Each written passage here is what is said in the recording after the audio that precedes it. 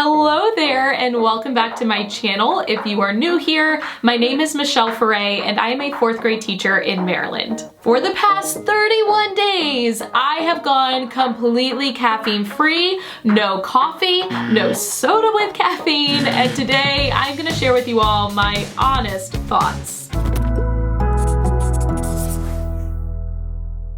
Let's start by talking about why I chose this challenge. Every month for the year of 2020, I'm completing what I'm calling a teacher monthly challenge. For January, I left school on time every single day. For February, I woke up at 5 a.m. every day. And for March, I decided to challenge myself to go caffeine free. Originally, I was only planning on cutting out coffee, but I'm that go big or go home kind of person, so I decided to cut out caffeine completely. Now, I didn't think that I drank a lot of caffeine, but I did know that I was pretty dependent on coffee in the morning, so I wanted to be able to experience this challenge to see what it would be like without that. Honestly, I just wanted to prove to myself that I could actually function without my coffee. I have been drinking coffee pretty regularly since I was in high school, and I don't typically have more than 1 cup a day. I limit it to 1 cup, but still, having a cup of coffee almost every day is not the best thing to be dependent on, so I just wanted to give it a shot and see how it went. Let's start with my expectations going into this challenge. I did expect to get a caffeine withdrawal headache. This was one of those things I had heard about, and so I knew it was coming, but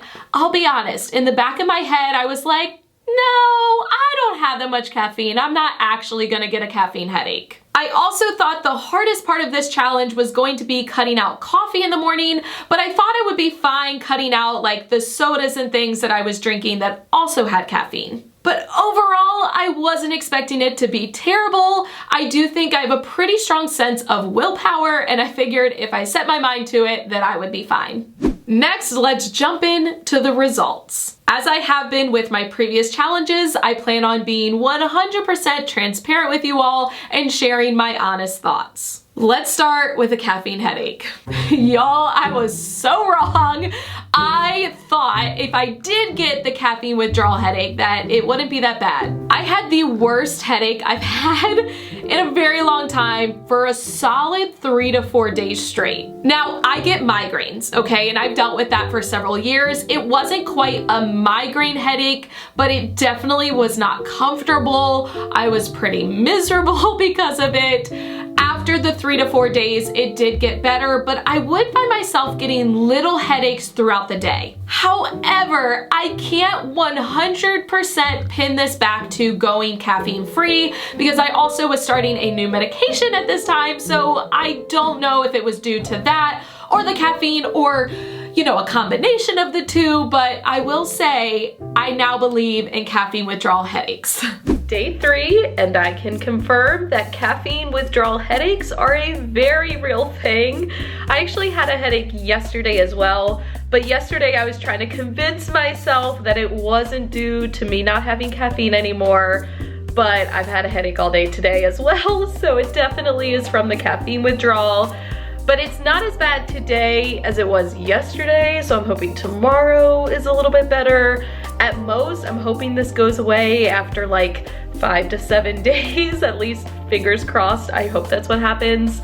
But right now, this is not a fun time. I am not enjoying this. One thing that I started doing was replacing my morning coffee with protein drinks. And this made me realize that it wasn't necessarily the coffee I craved in the morning. I just was so accustomed to drinking something in the morning that I needed something to replace that. So for me, protein shakes worked perfectly. I had little ones in a bottle that I could take with me to school. And on the weekends, if I was at home, I could actually make a legit protein shake using a blender. And this definitely helped to kind of curb that craving of just having something to drink. Another change I had to make was adjusting my pre-workout. I was previously drinking pre-workout almost every time I would go to the gym, especially because I go to the gym in the afternoon after teaching and I would be exhausted, and most pre-workouts have caffeine in them. Day 1 of no caffeine, and this morning was not difficult because I don't typically have coffee on the weekends, but I'm headed to the gym and I have to change up my pre-workout because I was using Stimulate, which has about 300 milligrams of caffeine per serving. So for the month of March, I'm switching over to High Volume by PE Science. It is caffeine free. Now this is just nitric oxide, which helps to give you a pump, but it does not have the caffeine that's going to help energize you during the workout. So we'll see how this goes. So my workout ended up being perfectly fine without caffeine, but today was also a Sunday and I got to sleep in. So we'll see as the week goes on when I am teaching for a full day and then going to the gym.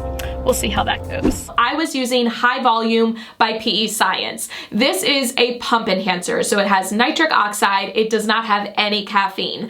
This is great if you're lifting weights because it does give you that pump, but if you were just doing cardio, you wouldn't want to use it. But I didn't use it every time I went to the gym. I started realizing, you know what? I actually don't need this, and I started going to the gym with no pre-workout whatsoever. But I will say, when I went to the gym after teaching all day, I was definitely sluggish. I would go and my workouts weren't lasting quite as long as they used to because I just felt exhausted. However, my workouts on the weekend seemed to be fine because I was able to sleep in longer. Now, I also need to be fully transparent. For a full 2 weeks of this challenge, so that's like half of it, I did not have school. I was off from school because of the coronavirus. They actually closed down all schools in Maryland. So as a result, I don't fully know what it would have been like for 4 weeks, but that's okay. It did allow me to kind of see what it was like working, and then also when I was at home, still doing work, but not in the same setting. And I definitely did not feel that sluggishness quite as much when I was at home versus when I was at school. But above everything else, I will say the hardest adjustment for me was with the soda. And I'm not proud to admit this, but I do love me a good Diet Coke. Now I know people are gonna comment, tell me a Diet Coke's not healthy and it has chemicals, okay? I know, I am fully aware of this, but we all have those simple pleasures in our lives, and for me, Diet Coke is one of them, and it's all about having it in moderation, okay? I don't have any more than one a day, and I don't think that's the end of the world. I did end up switching to caffeine-free Diet Coke, and to me, it tasted the same, so that definitely helped to curb my craving at home. However, as the coronavirus continued to develop, it did start to become harder to find in stores because the grocery stores all around me were completely sold out, so that was a little bit of a dilemma. The hardest part was actually when Billy and I would go out to eat. Now, for the latter half of the month, we did not go out to eat at all because all of the restaurants in Maryland were closed, but for the first half of the month, we like to have like a date night on either Friday night or Saturday night, and it was really difficult when I went to a restaurant because restaurants typically do not have caffeine-free Diet Coke. Now, they do have Sprite or maybe like a mug root beer, which are caffeine-free. Okay, I had to Google it, I didn't know this, but they are caffeine-free. However, I don't really like to drink regular soda because of all the sugar, so I would have to just drink water, which is not a big deal, okay? Water's not my favorite thing, but I do know it's healthy for me. The problem is I was so used to going out and getting myself a Diet Coke when we would eat in a restaurant, it definitely was an adjustment. But all of that aside, I will say that overall, it really wasn't that bad. I felt like I adjusted pretty quickly, and there were some inconveniences here or there, but overall it was totally doable. Day 7 of no caffeine, and I can very thankfully say that the caffeine withdrawal headaches are gone. The past couple days I would get a small headache throughout the day, but today I did not have any. But Billy and I did go out to dinner tonight, and typically I get a Diet Coke when I go out to dinner, so that was an adjustment, having to get water instead. There are some caffeine-free sodas, but I don't want to drink a lot of soda. I'm trying to force myself to drink water even though it's not my favorite thing. But, you know, progress, it's the little things. We're getting there. So if you are watching this video right now thinking there is no way I could go without my morning cup of coffee, try it, because I promise you would be surprised with what you're actually able to do. I think my biggest realization, however, was how much caffeine I actually had.